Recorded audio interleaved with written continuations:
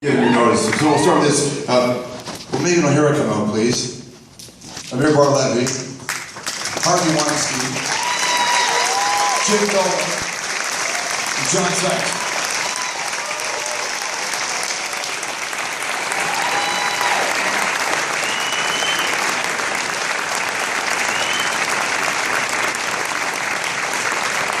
So,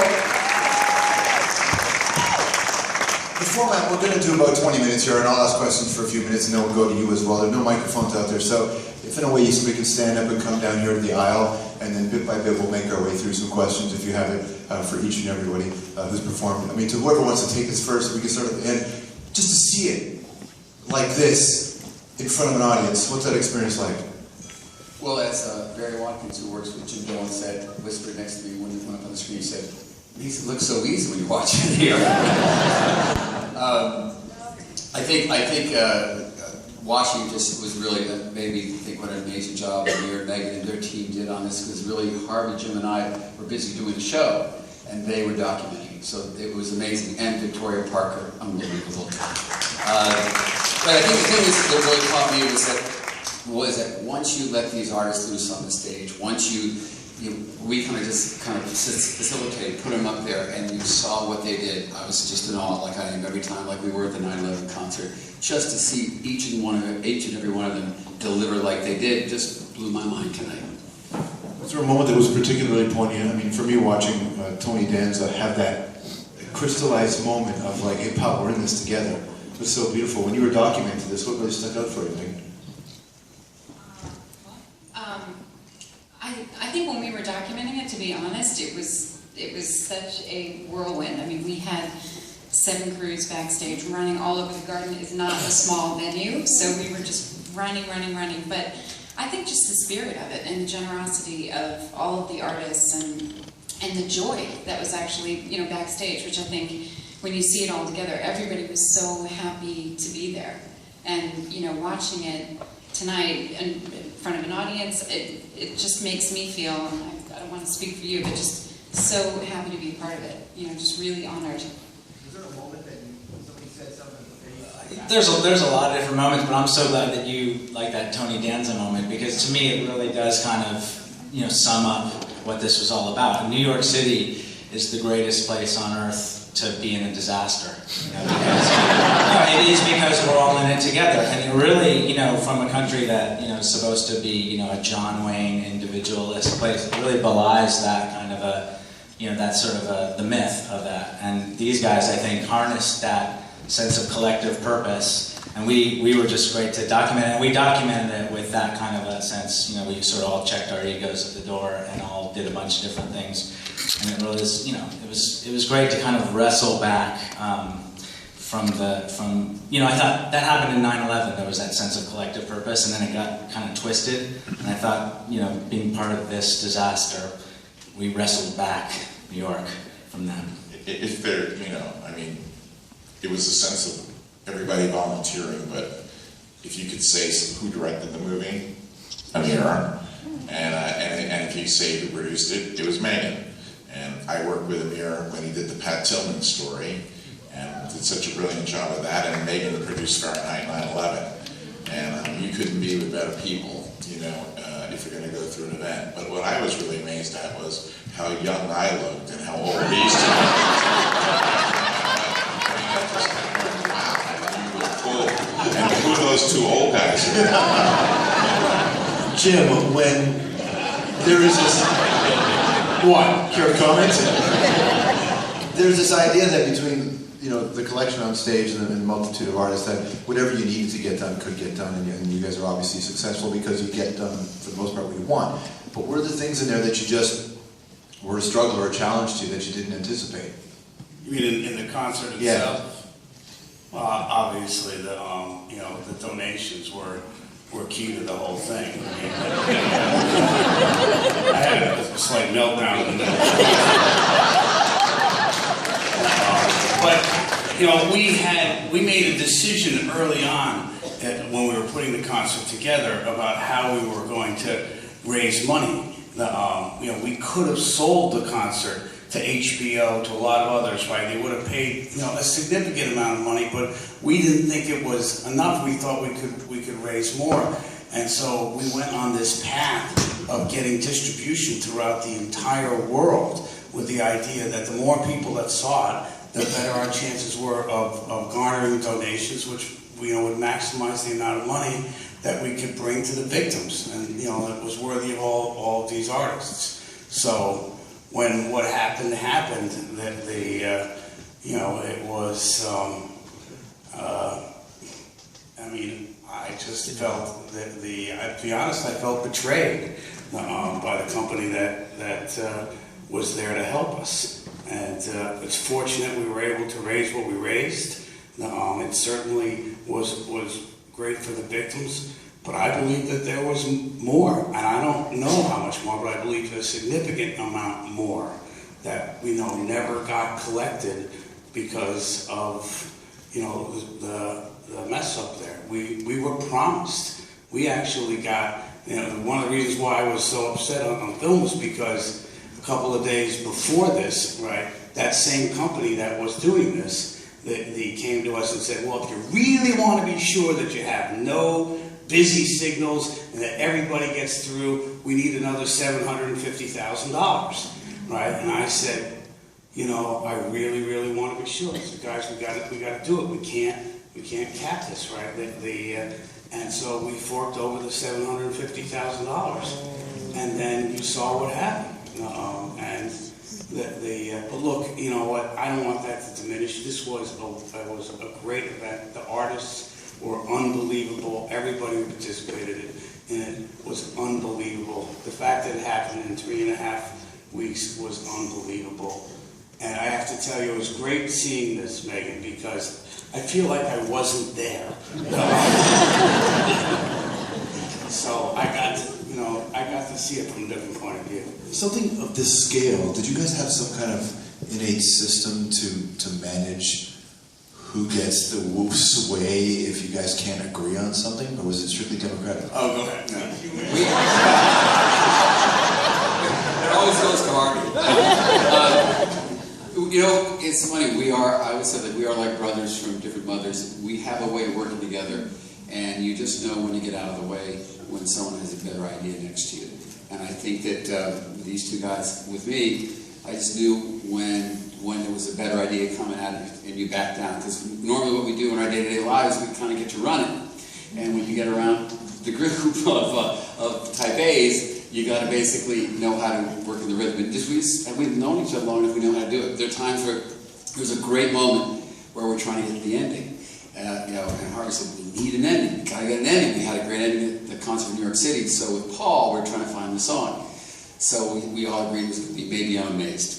So we said, we're going to do this. We're going to get it. And Harvey goes, you got to get Alicia Keys. You got to get her on the phone tonight. So get her on the phone. Get the manager. He says, is this a deal? If I go to Alicia, will this be? I said, yes, it's going to happen. And so we walk into Paul. We said, Paul, I got this song, Maybe I'm Amazed. He goes, it's not the right song. So we had to go back and say, we got a better idea, Alicia. But that's the way we work together, and that's why I love these guys. I think that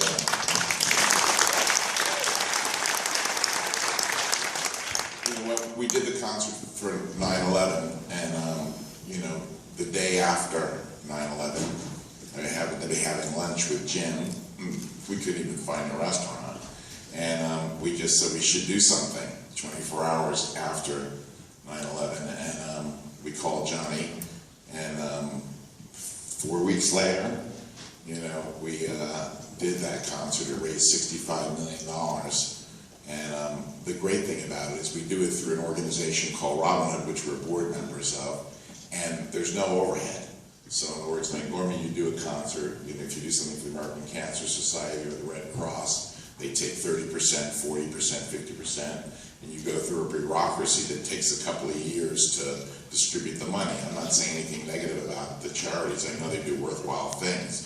But at Robin Hood, it's a lot of type A personalities who are on the board who really cut through all the red tape and also we the board pay for the overhead. So there are no costs attached. When we pay $750,000, it comes from somewhere else. It doesn't affect the victims of the storm. So, you know, that was a tough thing, because George Clooney, who helped us on this and did his own fundraiser, called us and said, watch the telephones. And that's when Jim, you know, got into it pretty deep. And that's when that was $750 on top of what they were charging. That wasn't $750 to do it. That was an extra $750,000. So there were so many people that you didn't see: the Katie Holmes, Blake Lively's, the Sean Combs, so many, you know, actors, you know, and it came. I will tell you one of the funniest stories, though. I called Kristen Stewart and I said, I've got the craziest request of all time. And she goes, what? You know, and I go, if you come to announce the show, it would really help us. But there's a prince of one of the Arabian countries who's so fascinated with you that if we talk to him for 15 minutes, he said he'll give us a large donation. She said, how much? My kind of girl. So I rang him and I go, how much? So he said, X. And I said, no, it's got to be more than that. $500,000 in cash. Now I call. Now normally, you know, this is an organization. You know, Madison Square Garden, Clear Channel, TWC. You know, we're a respectable organization. So I called Jim. I said, what do you think? $500,000 in cash. He said, get it.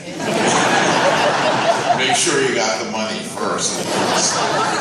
Sure enough, we get the $500,000 in cash. It's like a movie, like a robbery. $500,000 cash in the release. Whatever. He locks it up in Madison Square Garden. Seriously, walking around with the police with $500K. And Kristen sits with this guy for 15 minutes.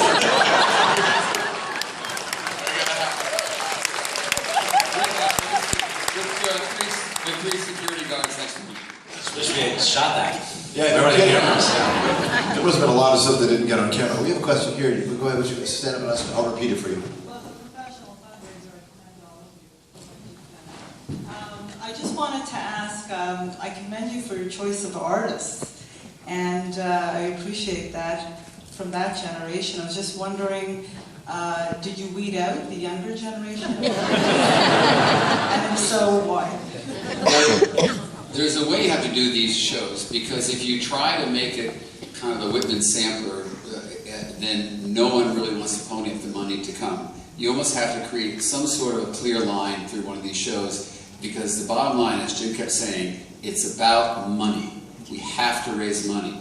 So we thought about a lot of different kinds of artists to put on the show, but we want to have a sense of cohesiveness that would make some very rich hedge fund guy put down a lot of money to say, there's 5 or 6 artists here I want to see. Because at the end of the day, this wasn't to entertain ourselves, it was to raise the most amount of money. So we lined up the artists that sell out Madison Square Garden and make money. In the movie you saw that we sold out the garden in 2 hours. Now, at the garden, I mean, you know, when One Direction comes, right, we actually sell it out in about 10 minutes. But the top ticket price is not $25,000, which it was for this. It was the largest ticket price we've ever charged. And, you know, when I think about it, we might have been able to charge more, but, I mean, God, to ask $25,000 of somebody for a seat at a concert was insane. And, I mean, this was the lineup that drew it. And so, I mean, we made, I think, because of the sellout, I guess I feel good like we made the right choices. How do you get Springsteen to do anything under 4.5 hours? That was the most impressive part of that. You know, he did something that he never has done before. He said, for all the donors over X, I will meet them personally and thank them. And he walked out before the show, and he never sees anyone before he goes on live. And he walked in and he took about between 30 and 40 people, shook their hands, hugged them and took pictures and said thank you. And they got their picture with the boss.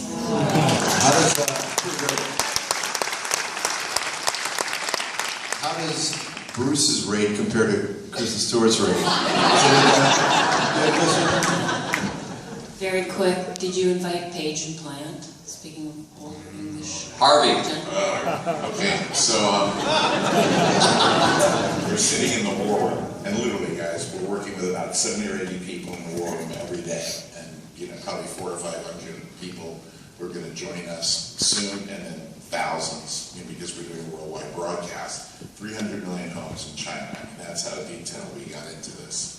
And whether we got money or not internationally, it didn't matter as much as it highlighted the camaraderie and the esprit decor of New York City and what we were trying to do. So on one hand, this massive event, we calculate to ourselves and go, geez, we think we could do 65 million light concert for New York. If we had Zeppelin, we could do 100. So they're getting honored by the Kennedy Center. The Kennedy Center, the American AFI Awards, the Kennedy Center Awards. And, we hear about that, and Bill Kerbishley, who manages Robert Plant, says go after them. So we get an okay from Robert Plant if Jimmy Page will do it. And I fly with David Saltzman to Washington. We work on John Paul Jones, and we've got him. And Jimmy Page doesn't want to do it. Jimmy Page's lawyer I think he works for Satan. Maybe he is Satan. I won't mention his name, Peter Mensch.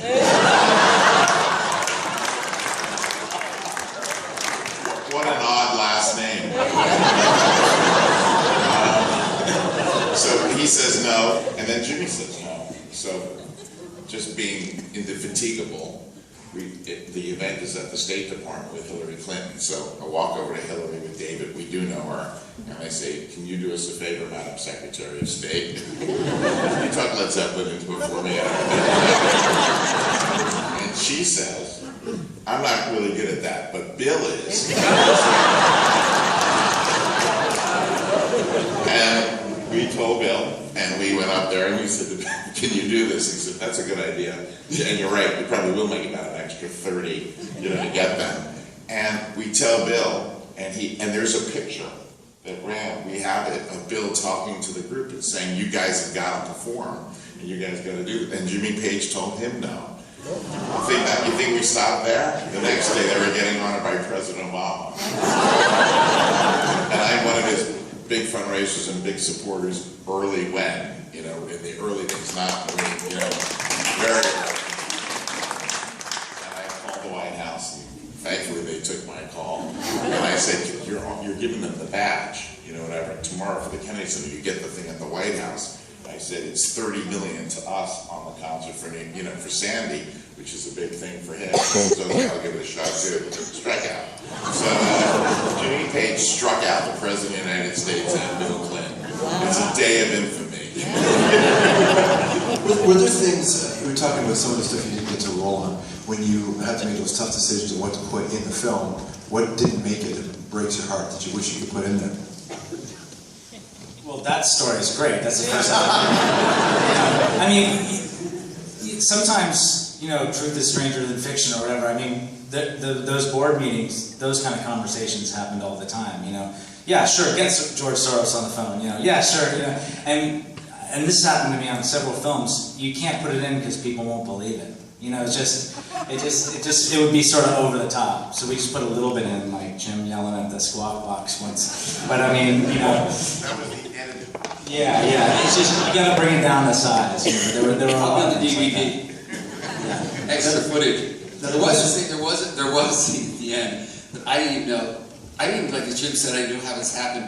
I didn't even know what happened. I was in the truck worried about the TV show and dealing with some things, and all of a sudden, Dan Parisi, our great production guy, calls up and says, we got a problem. He's a tough guy. He's the one who gets all the bands on. He goes, I got 100 drunk sanitation workers about to go on stage. What am I going to do? and meanwhile, I said, well, I'm up on 8th Avenue in a truck. But I said, let me tell you something, Dan. I really can't come help you on this one, but what's worse?